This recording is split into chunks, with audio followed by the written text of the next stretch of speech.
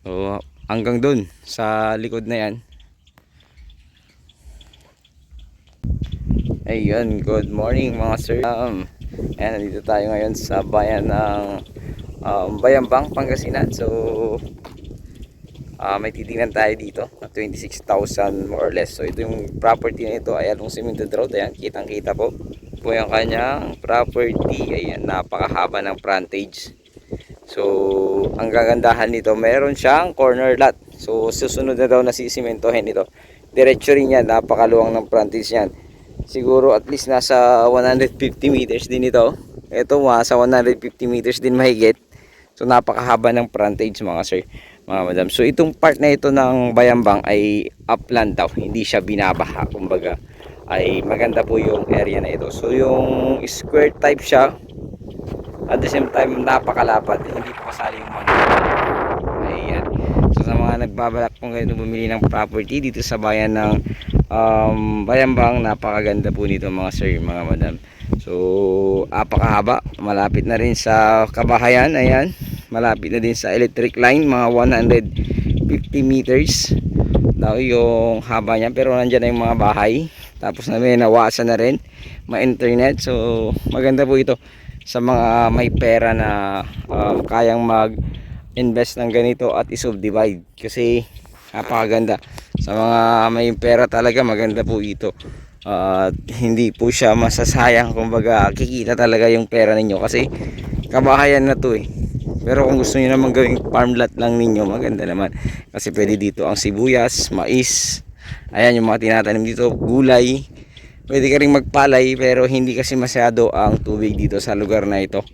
Kumbaga, deep well. Pwede kang maglagay ng deep well, solar pump. Yan, pwede po. So, sa mga ano din po, ito, meron siyang deep well dito. Ito, nagpalagay yata sila. Pero maliit lang, yung tubo lang kasi na pipe yan. So, mas maganda ilagay mo dito yung malaking tubo.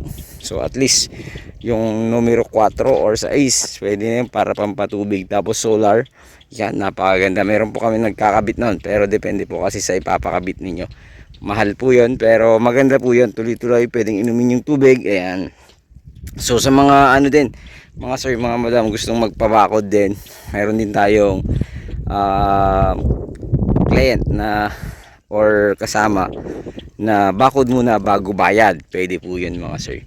So ayun, magustuhan nyo po itong property na ito. Napakamura lang, 350 per square meter. Napakahaba ng frontage. Puntahan natin dun, hanggang dun, kahit mainit.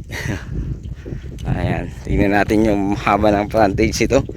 So at least 26,000 square meter ito, mahigit 26,776 ata yun. Tama kuya? Tama kayo? Sukat nya? Yung sukat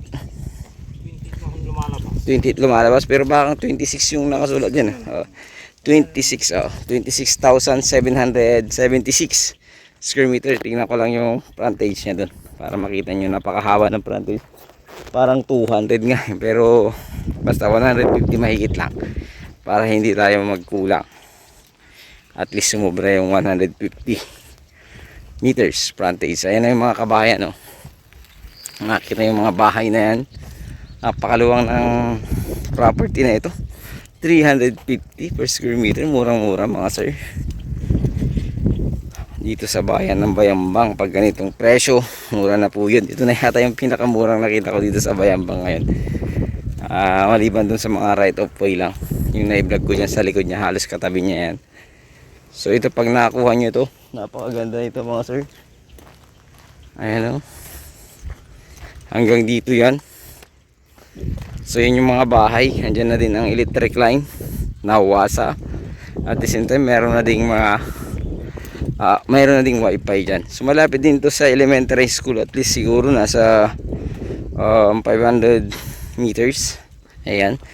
So national and elementary. So hanggang dito yung frontage po. So nakikita ko may mga tubo talaga siya eh.